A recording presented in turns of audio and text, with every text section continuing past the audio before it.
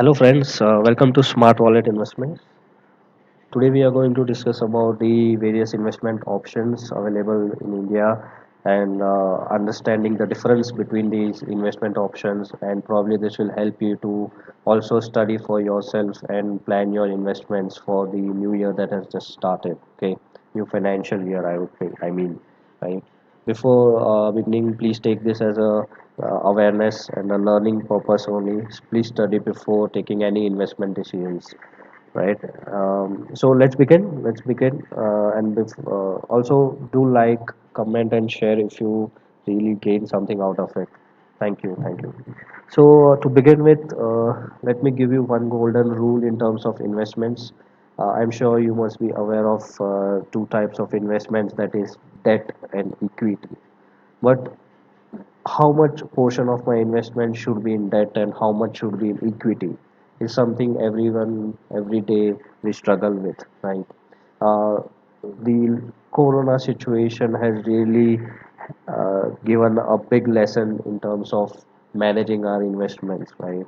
So let's first understand that rule, which says that the age of a person, like if your age is 30 years, so your debt investment should also be 30% of your entire portfolio, right? So the age of a person is equal to the percentage investment in debt portfolio. So let's say if your age is 30 years, right?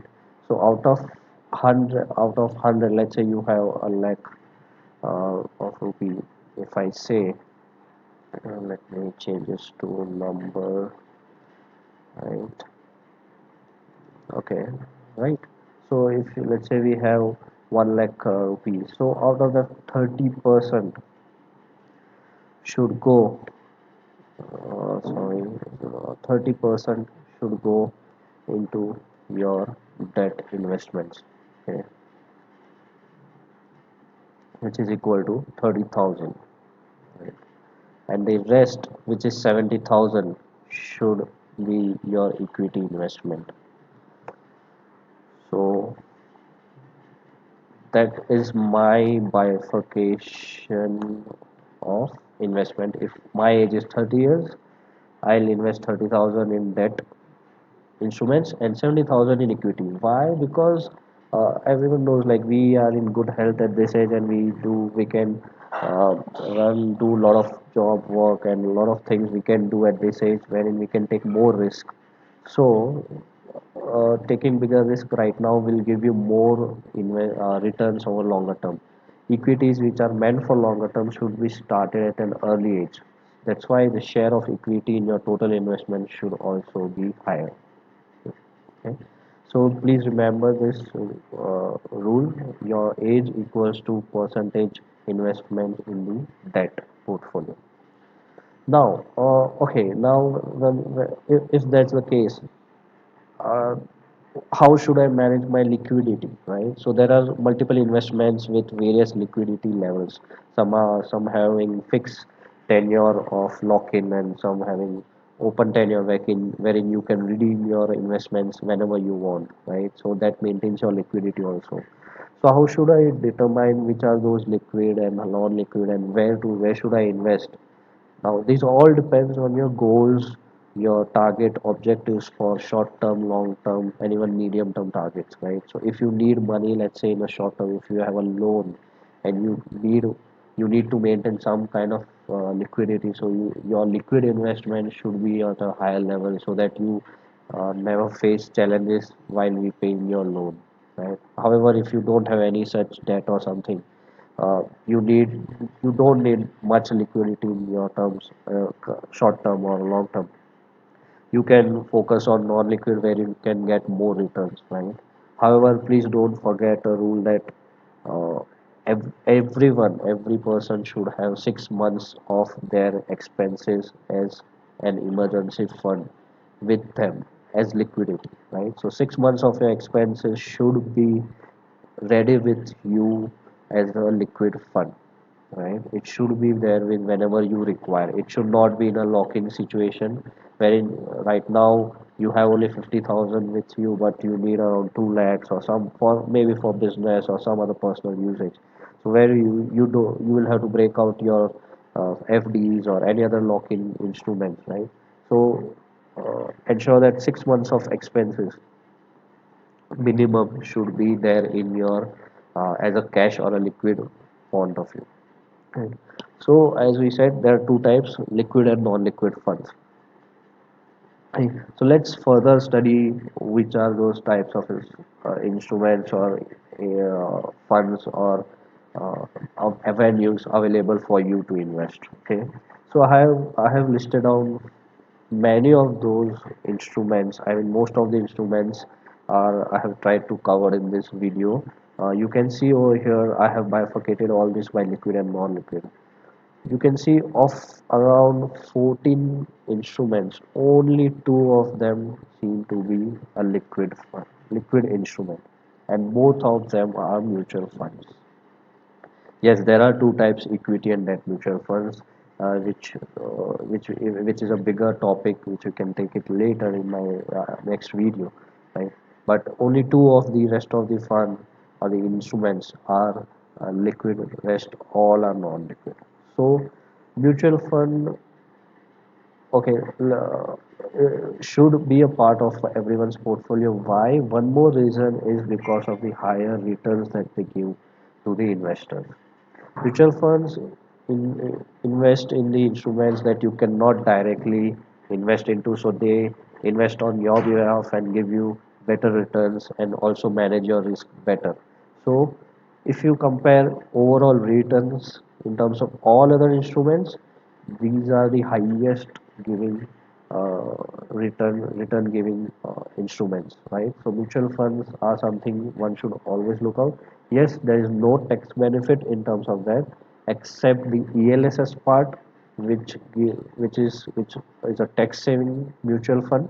Yes, it's a non-liquid because there's a lock-in of 3 years, but still it's better to invest, I would say, because of high returns that they give as compared to other ATC benefit instruments like PPF or NSC or NPS, which have a considerably higher lock-in period. I'm not saying these are not good instruments. These are also good instruments. In fact, even safer we can say, because these are government-backed instruments, right?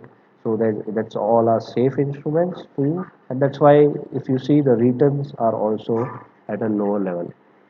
Simple rule: higher the risk, higher the return; lower the risk, lower the return. So, the point I'm trying to make is there are multiple instruments by which you can also save tax and earn a higher return.